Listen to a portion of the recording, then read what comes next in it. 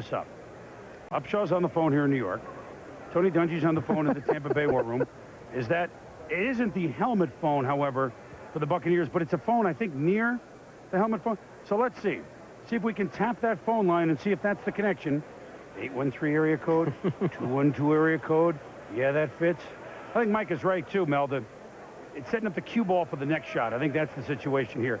Now, we may have a run on defensive players starting right here. I think you will. I think you have pass rushers. A lot of pass rushers still on the board. Reagan Upshaw, I was with him at the Hula Bowl for an entire week. Yeah, he's 255 pounds. He's chiseled. He can really get after the quarterback, and he has an attitude. He's not a guy that's going to slack off or not hustle. He gives it everything he has every time the ball's snapped. Great character kid. Dwayne Clemens at Cal, Reagan Upshaw's teammate, led the Pac-10 in tackles for loss. Very productive junior year. And, of course, Tony Brackens. He's 260 pounds, but he dominated in the Southwest Conference this past year. The only thing with Brackens that may concern some people is the Sugar Bowl. We kind of disappeared in that game, but he still has an awful lot of ability. Well, we had two Illinois players go back-to-back defensively. This could be California's time. Pick is in, we understand. Let's go up to the podium and join the commissioner.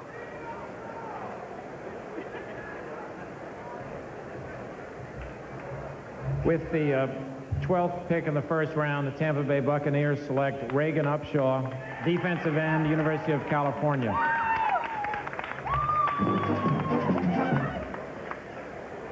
St. Louis Rams are now on the clock. I think a very proud moment for everybody you're seeing in those pictures. Certainly the young man, Reagan Upshaw, a proud moment for him. And you saw the smile on Tony Dungy's face. He's waited a long time to be a head coach in this league. And you're right, Joe. You go to the kind of person Tony is, defense, and he got his type of player. So a lot of smiles there, and for very good reason. Upshaw, Mel, a lot of the next 2 or 3 years might be he be a much better player than he is right now. He has a lot.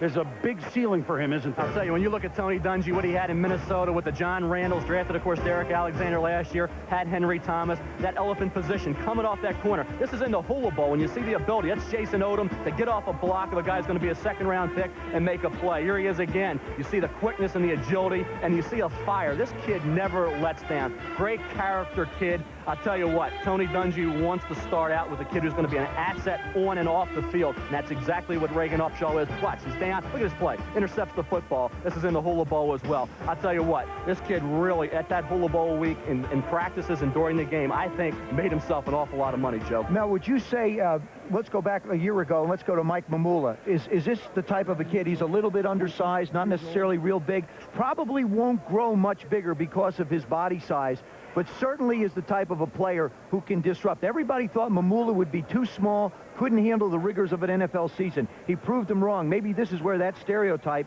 now starts to take on some type of a form. Well, the door is open to the War Room in Tampa Bay. Tony Dungy has come out, and he's with our Andrea Kramer right now. Let's head down to the close proximity of the big sombrero. Andrea? That's right, close enough, Chris. And finally, not only does he have his first head coaching job, he has his first draft pick, Reagan Upshaw. What was the decision-making process, Coach, that went into selecting Upshaw? Well, we liked Reagan an awful lot. He's just a fiery guy, very personality-wise. The way he plays reminds me a lot of John Randall with that high energy, and that's what we're looking for. We're targeted in on him. We listened to a couple of trade talks, but he was the guy we wanted. Why him over a Dwayne Clemens or a Tony Brackens? I think for us, just the mentality, what he brings, the effort, the energy, everything we're trying to exemplify in our team, he brings to the table, and we just felt that that was the big thing. One comment about Upshaw is he's on the smallish side. How will he fare going up against left tackles? Are you concerned about that, his being undersized? Well, we'll move him around. We'll play him in some different spots, but I think he's going to be a great pass rusher, and we've had pretty good luck with some undersized guys at Minnesota, so that size didn't scare us at all. Do you envision him putting him on the right side, moving Curry around on the left side? In addition, you've also lost two key defensive tackles in free agency. How will he even help compensate there?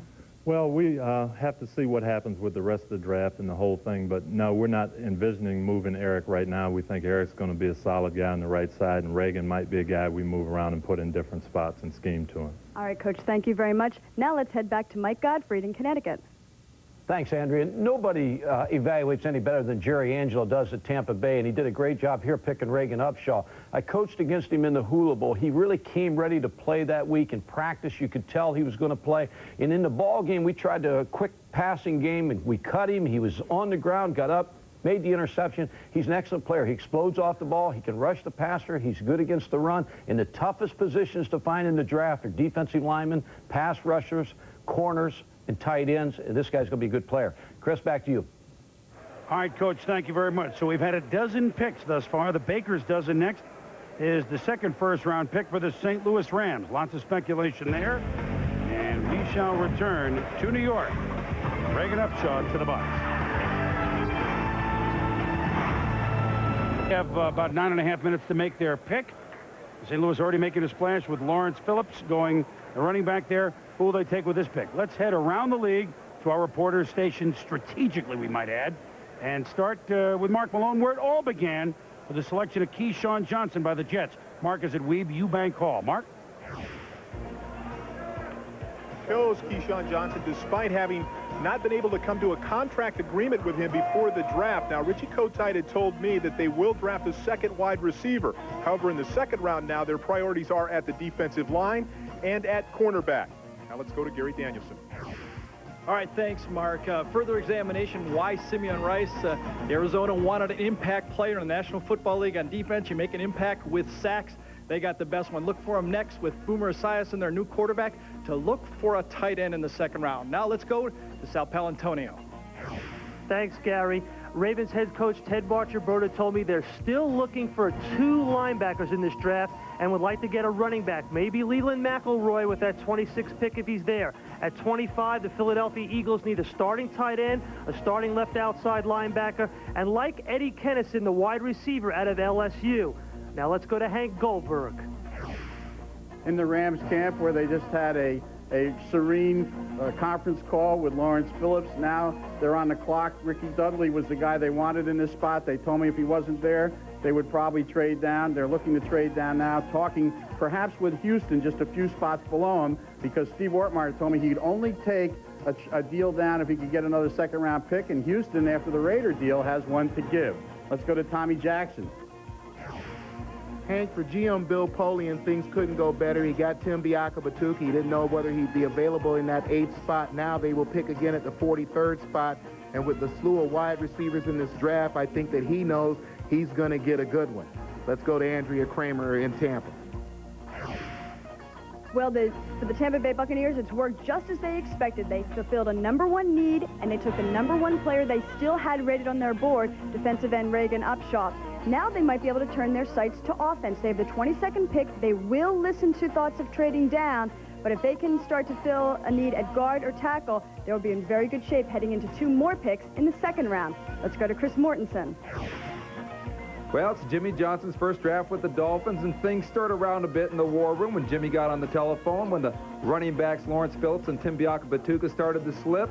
Jimmy Johnson sitting at 20. He needs defense. I think that's the way he's got to go. Let's go to Chris Myers. At the Cowboy headquarters here in Dallas, it's been kind of a laid-back draft so far, sitting with the last pick at number 30, although Jerry Jones told me he has had discussion with Jimmy Johnson in Miami about possibly working a trade. Dallas might move up for a linebacker. They're looking for reserves. We'll be keeping an eye on things in the war room. Now let's go to Chris Berman in New York. All right, Chris, thank you very much. Looks like they're having a good time in that war room there in Dallas. That's what happens when you win the Super Bowl. We got a trade. Let's see with the 13th pick in the first round, the St. Louis Rams have concluded a trade with the Chicago Bears. Chicago obtains the pick that's now on the board, the 13th in the first round. St. Louis obtains 3 picks for Chicago. Chicago's first round pick today, the 18th choice overall. Chicago's third round pick today, the 83rd choice overall. And the 201st pick in today's draft, which is a 6th round selection that Chicago has by way of obtaining it from Dallas. So Chicago is now on the board.